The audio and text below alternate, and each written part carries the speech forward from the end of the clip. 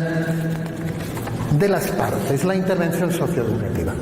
Miren ustedes, yo creo que fue aproximadamente en los años 90 cuando en España el concepto de intervención socioeducativa fue más puesto en cuestión. Es un concepto que ha sido criticadísimo en mi ámbito, muy criticado. Tiene lógica. ¿Por qué? Hombre, primero porque es un término muy versátil y polisémico, con lo cual es posible utilizarlo en muchos campos. Claro, y quizá de aquí vienen gran parte de los problemas. Hablamos de intervención pedagógica, educativa, sí, pero también hablamos de intervención económica, también hablamos de intervención quirúrgica, también hablamos de intervención política, y déjenme redondearlo, hablamos también de intervención militar. Claro, no casan muy bien la intervención educativa y la intervención militar. Buena parte de las críticas a este concepto vienen justamente de este uso. Yo, para entrar en el análisis del concepto, lo que hago es utilizar un autor argentino del ámbito del trabajo social que hace una lectura muy interesante desde mi punto de vista. Él lo que toma es el concepto etimológico, el término, y dice, ¿qué es lo que significa intervención? Dice, desde el punto de vista etimológico, intervención quiere decir venir entre, quiere decir interponerse. Claro, tiene lógica que buena parte de los autores que la han tratado pensaran que cuando yo hablo de intervención estoy hablando de una intervención jerárquica, vertical, que supone intromisión, que supone irrupción, que supone represión, y también acabamos de redondear, puede suponer fiscalización y control. Obviamente, con esta visión de la intervención, no sé si es muy propio hablar de intervención en el ámbito educativo. Pero ¿qué nos dice Carballeda? Dice, pero es que puede haber otro sentido. Podemos pensar, podemos entender la intervención como mediación, como interacción, como ayuda, como cooperación. Claro, al final, ¿qué sucede? Que tenían razón todos. Tenían razón los que defendían el concepto y tenían razón los que lo criticaban. ¿Cuál era el problema? Hombre, quizá deberíamos haber hablado y deberíamos haber dicho de qué intervención estamos hablando cuando estamos hablando de intervención. Eso hubiera sido lo más lógico. De cualquier manera, de aquí podemos sacar ya una conclusión que a mí me parece muy interesante. No importa tanto lo que decimos como lo que hacemos. Es decir, me es igual de qué estés hablando. Ahora, por favor, en la intervención, ubícate en esta parte antes que en la otra. Yo creo que esta es una primera idea que podemos recuperar. Hay otra cosa que tenemos clara, y es, la intervención siempre sucede entre un experto, un técnico, un profesional, que en nuestro caso serían el educador social, el pedagogo social, etcétera, y un participante o participantes. Esto es importante también tenerlo en cuenta. Es tan importante que, si me permiten, yo lo que voy a hacer ahora a continuación es intentar ver la intervención desde el experto, el técnico y el profesional, y luego desde el participante y los participantes, de una manera simple, sintética, pero yo creo que es importante para que luego, cuando vayamos avanzando, sepamos exactamente de qué estamos hablando. Miren, cuando hablamos de intervención socioeducativa estamos hablando de una acción realizada por profesionales que es francamente muy compleja, que puede tener muchos planos, que puede tener muchas dimensiones. Yo he identificado al menos 3, digo al menos porque seguramente es posible identificar otras, pero como mínimo. Cuando yo, educador social, estoy trabajando con un grupo de chavales, con un grupo de jóvenes en un barrio, con una comunidad, yo puedo ubicarme al menos en 3 tipos de acciones. Una primera acción, yo creo que todos es la que más clara tenemos, es la dimensión técnica. Cuando yo trabajo, yo defino objetivos, yo planteo metodologías, yo pienso y diseño evaluaciones. Es decir, estoy aplicando conocimiento técnico. ¿Cuáles son los criterios que regulan este tipo de conocimiento? Fundamentalmente dos: la eficacia y la eficiencia. Eficacia, es decir, relación entre objetivos y resultados, y si añadimos la tercera pata hablamos de eficiencia, que sería los recursos que empleamos justamente para conseguir esto. Esa es la regulación que tiene este tipo de acciones. Pero claro, cuando trabajamos entran en juego más cosas. ¿Qué más entra en juego? Hombre, al menos una dimensión cultural.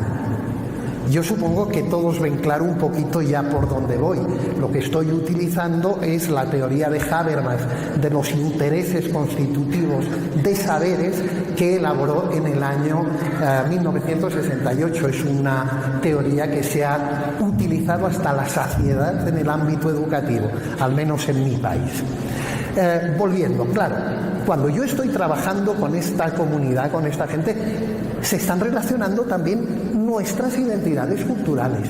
Somos personas que tenemos una cultura, que hemos tenido un tipo de socialización, etc. También eso se pone en relación.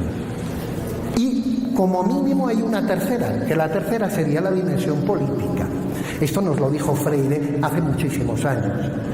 Todas las acciones no son neutrales. Hay ideología, hay relaciones, hay poder por detrás. Claro, yo soy de los que pienso que no hay tipos puros. Cuando un educador o un pedagogo está interviniendo, seguramente por personalidad, por estudios, por formación, tendrá tendencia a ubicarse más en una que en otra.